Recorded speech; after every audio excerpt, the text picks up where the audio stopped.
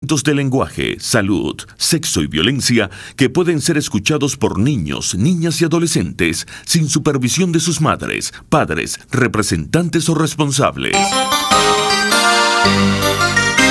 9 en punto. A partir de este momento, las informaciones que son noticia toman el protagonismo. Comienza Informe RCR. Muy buenos días, bienvenidos a este informe RCR de hoy, 8 de enero de 2019.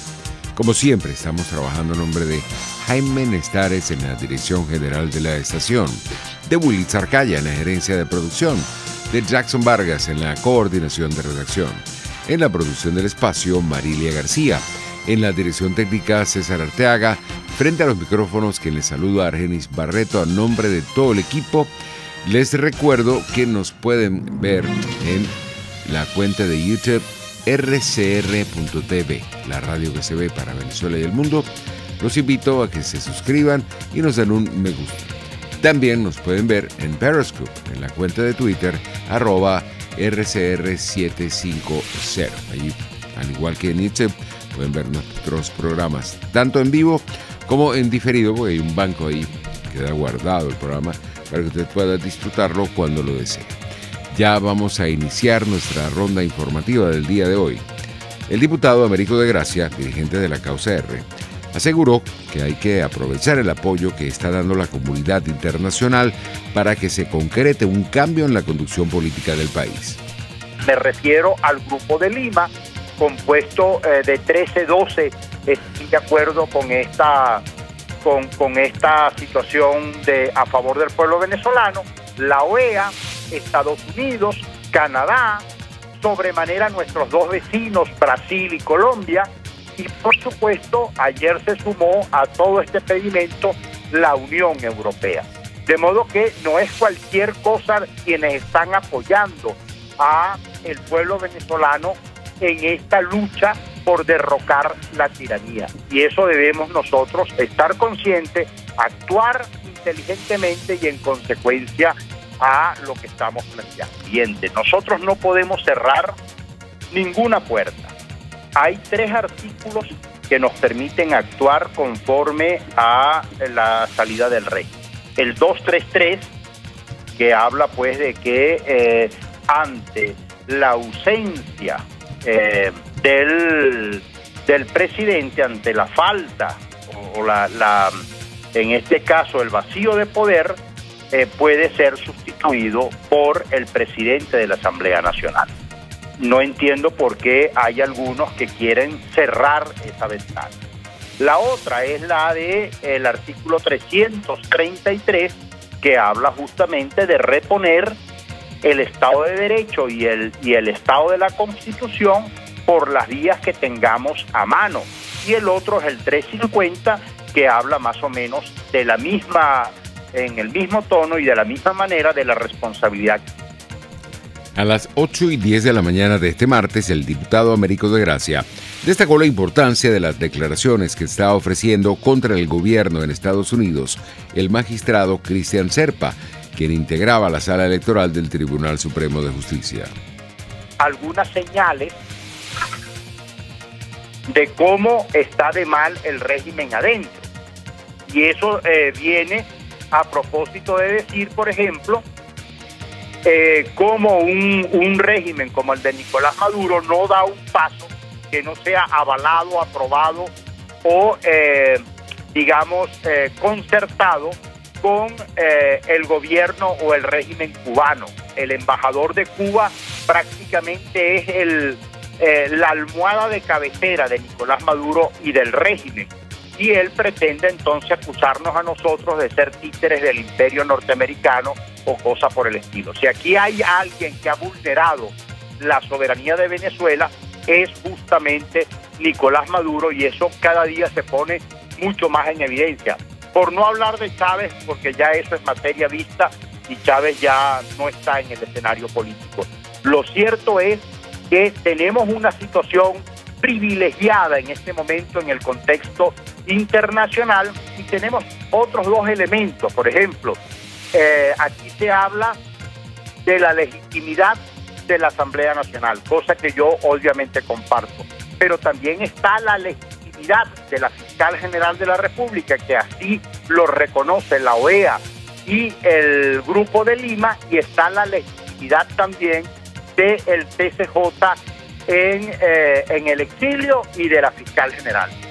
9:05. Entre tanto, Cecilia Sosa Gómez, expresidenta de la Corte Suprema de Justicia, afirmó que la Asamblea Nacional está en la obligación de explicarle al país cómo será el proceso de transición política después del 10 de enero, partiendo de tomar la decisión de restablecer la vigencia de la Constitución Nacional, que fue sustituida por la Asamblea Nacional Constituyente. Así lo indicó esta mañana a través de RCR.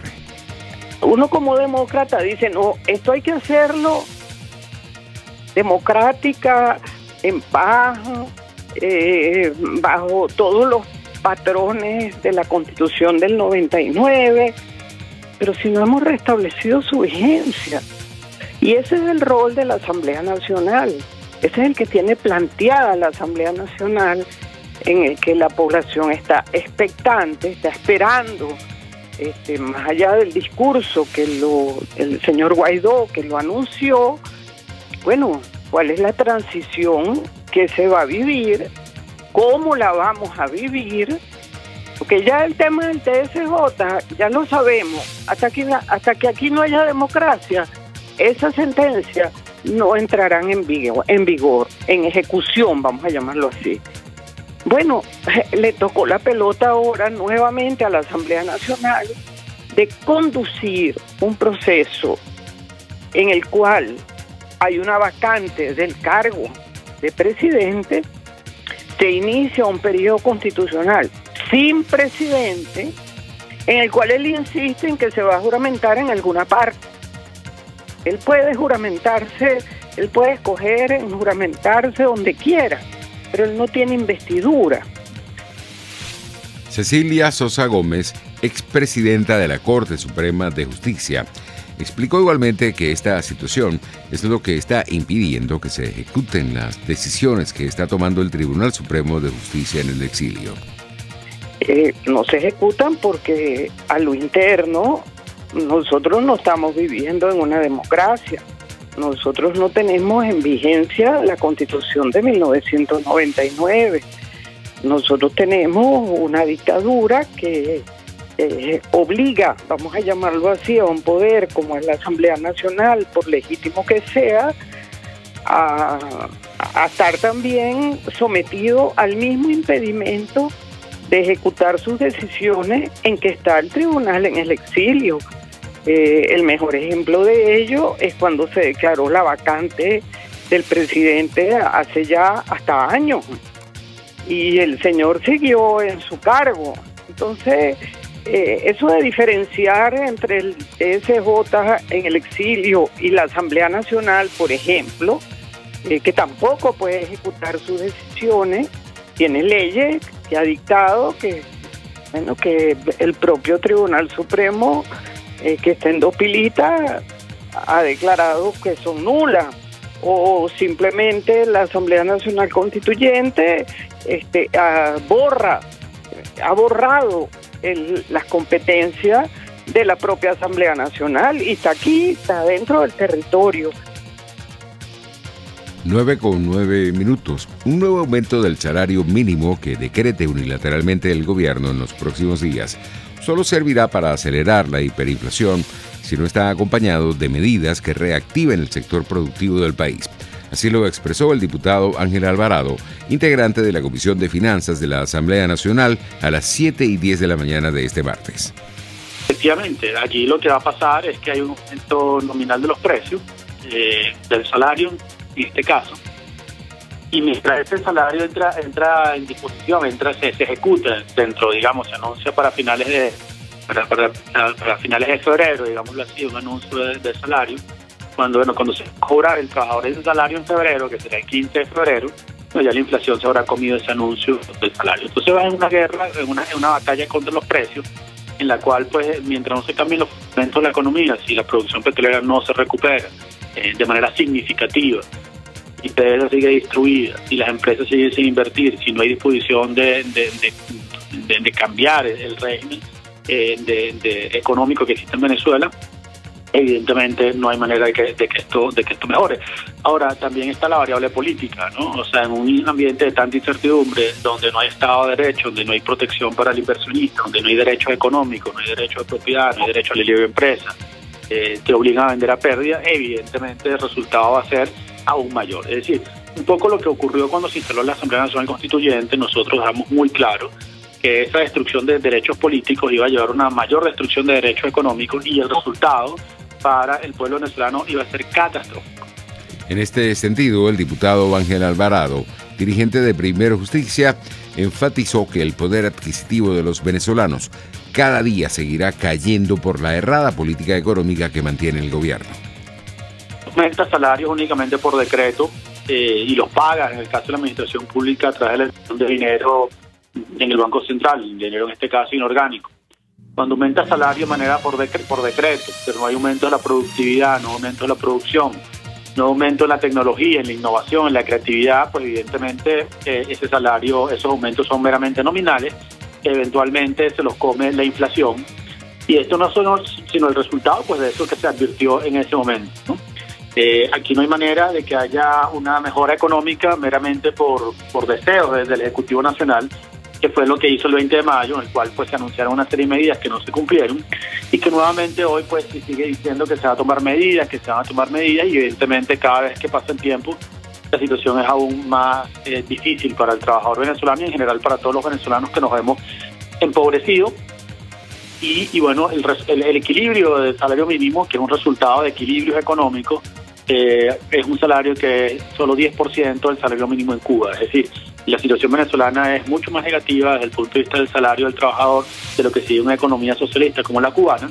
Y en definitiva la única manera pues de salir de esa situación es cambiando radicalmente el modelo, cosa que no es posible dentro de este marco.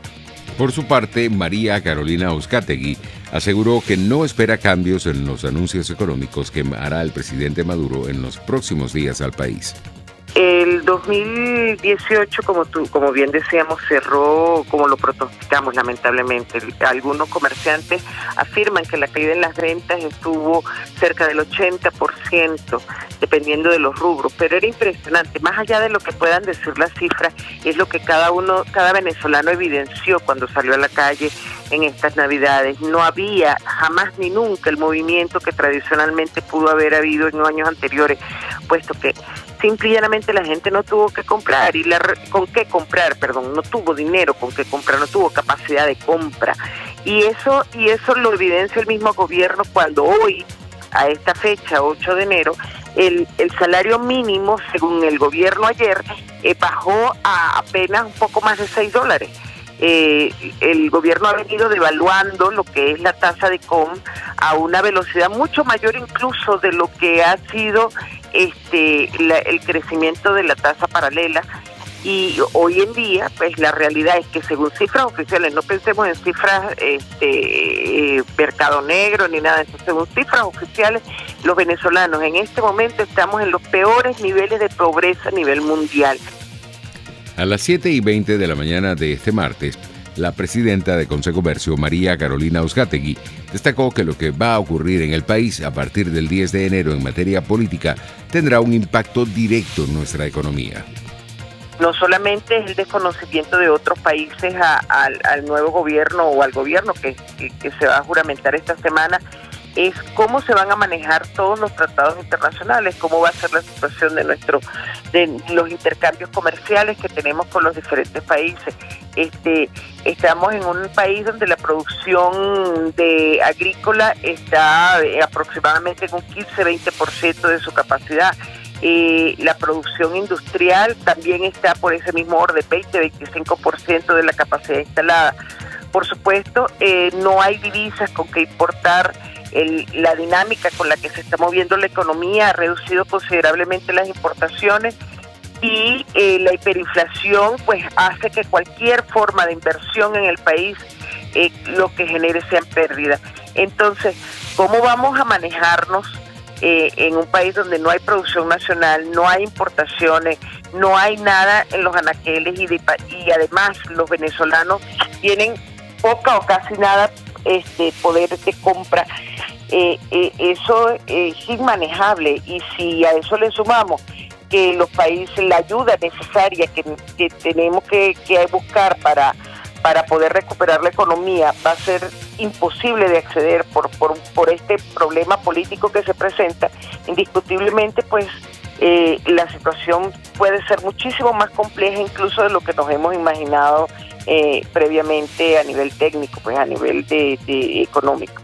Entre tanto, el economista Francisco Faraco afirmó que no se entiende cómo gente tan incapaz pretenda seguir manejando la economía del país. Así lo indicó a las 7:40 de la mañana de este martes. Creo que me voy a agregar a lo que expresó la conferencia episcopal.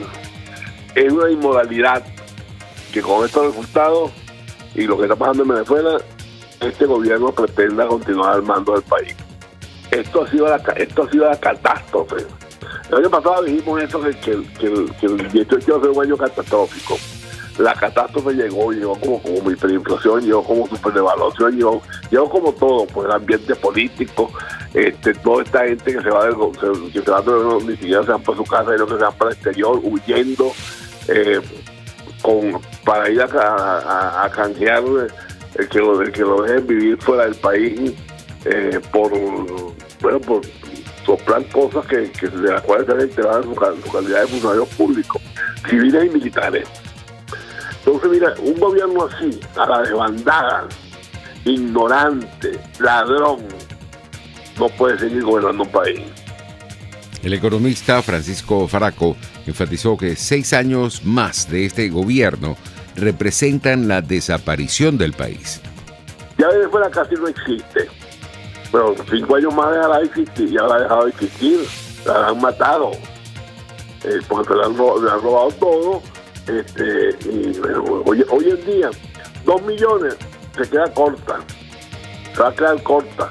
Por eso no tenemos cómo importar, no tenemos cómo poner productos en los anaqueles, y entonces esta gente lo que hace es llenarle más de bolívares los bolsillos a todos nosotros, a los jubilados, a los trabajadores, a sabiendas de que eso es lo que va a continuar alimentando la inflación. No es posible que después de que ellos han hecho como 40 aumentos de sueldo no se hayan dado cuenta que los aumentos de sueldo se fundamentan en la inflación que ya pasó, y le dan gasolina a la nueva inflación, a la que va a pasar. Pues entonces, es una carga imposible de ganar, porque el aumento de sueldo se fija en función de la inflación pasada y los precios se fijan en función de las expectativas de inflación que tiene el productor o el comerciante. Entonces, mira, pero es que el problema de la inflación es un problema mucho más complejo que el simple aumento de los precios. Es el reflejo de un país donde la producción ha caído interna, ha caído brutalmente, y lo que nos daba más el oxígeno a nosotros para producir un poco más internamente y aumentar la oferta interna era el petróleo, pues, y el petróleo lo han dejado caer. 9:18, hora de ir a publicidad y regresamos.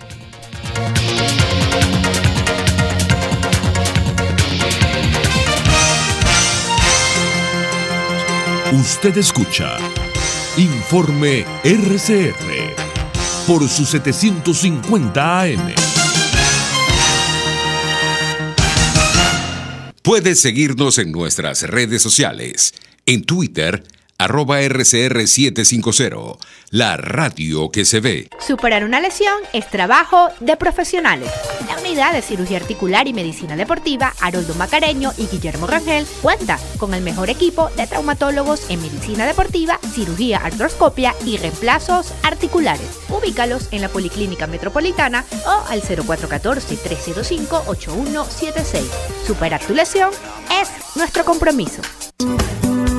Dosis Alternativa es una ventana abierta donde usted hallará respuestas a diversos temas de salud que nos preocupan. La mancha en la piel en dermatología tiene su nombre, que es la mácula. Es muy evidente, la gente sí la sabe describir correctamente. Dice, tengo una mancha, en realidad lo es. Para nosotros son máculas, y ellas clínicamente se diferencian por su color. Dosis Alternativa les hace llegar de una manera sencilla y amena la orientación de profesionales que necesita para comprender y manejar correctamente situaciones de nuestro día a día. La inteligencia migratoria es el conjunto de habilidades, las capacidades que podemos desarrollar los seres humanos para adaptarnos a los cambios que obviamente conlleva la migración.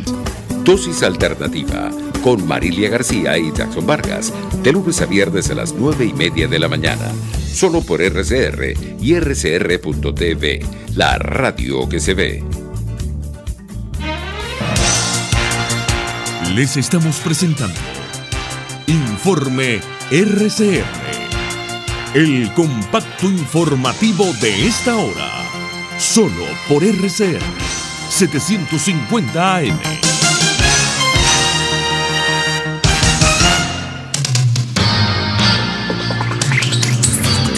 9:20. En materia internacional tenemos que de manera unilateral, el gobierno de Guatemala dio por finalizado el acuerdo sobre la Comisión Internacional contra la Impunidad en ese país centroamericano con la ONU y dio un plazo perentorio de 24 horas al personal de la comisión que todavía permanece en esa nación para abandonar su territorio. Nuestros colegas de Radio Francia Internacional nos amplían.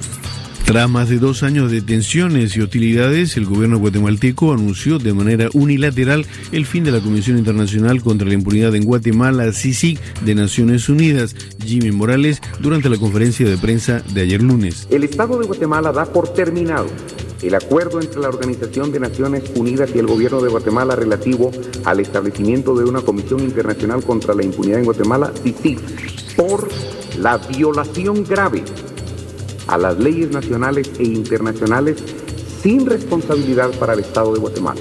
El ex cómico de la televisión, que llegó al poder propulsado por una ola anticorrupción en 2016, no ha ocultado su hostilidad hacia la comisión, sobre todo cuando dicha entidad y la fiscalía acusaron a uno de sus hijos y un hermano de fraude fiscal, ambos actualmente en arresto domiciliario y espera de juicio. La tensión creció en agosto de 2017, cuando el propio mandatario fue acusado de corrupción electoral durante los comicios en que fue proclamado vencedor. Analistas comentan que la decisión de Morales es un mensaje negativo en materia de lucha contra la corrupción y una amenaza para la comunidad internacional, dejando al país en manos de redes corruptas y un incentivo para la migración. En Perú, el fiscal general Pedro Chávarri anunció que este martes presentará su carta de renuncia ante la Junta de Fiscales Supremos en medio de la severa crisis que afronta el Ministerio Público peruano.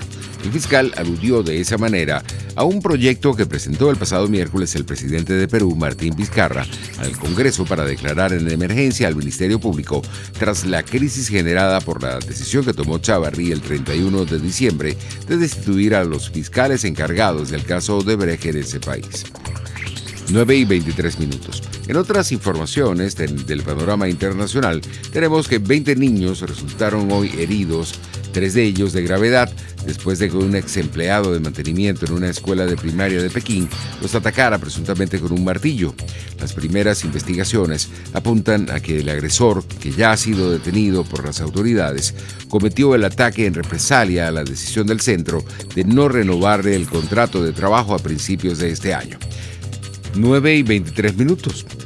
El líder de Corea del Norte, Kim Jong-un, está de visita en Pekín para reunirse con el presidente chino Xi Jinping en un viaje que puede suponer la antesala a una nueva cumbre con Estados Unidos para hablar sobre desnuclearización. Es de destacar que, como es habitual, pocas horas antes de la confirmación oficial, Internet se llenó de informaciones sobre un posible viaje a China de Kim después de que se avistara un tren blindado norcoreano cruzando la frontera. Vamos ahora a Japón a las 9:24. El presidente de Renault, Carlos Ghosn, confirmó haber sido falsamente acusado y detenido de manera injusta en su primera comparecencia ante un juez, casi 2 meses después de su arresto en Tokio. Más detalles en el siguiente reporte.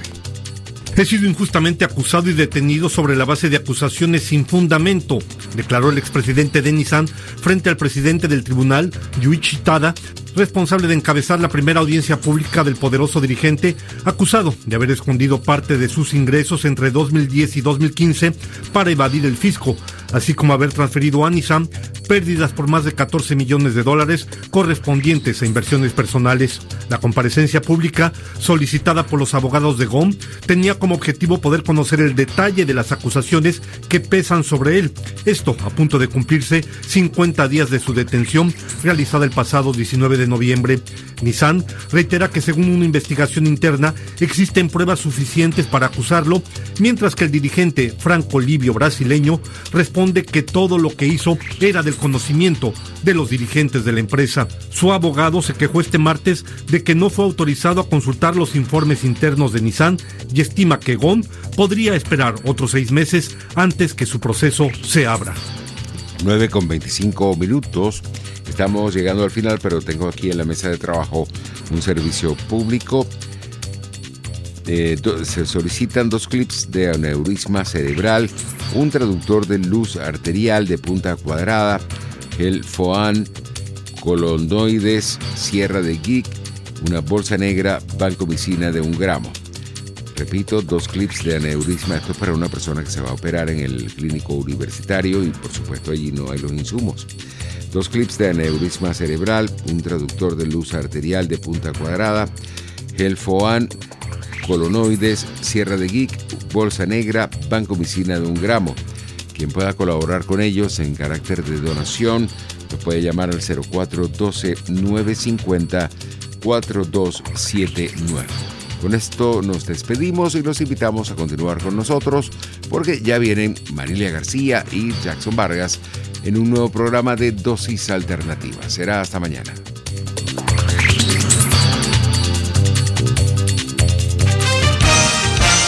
Hasta aquí este compacto noticioso.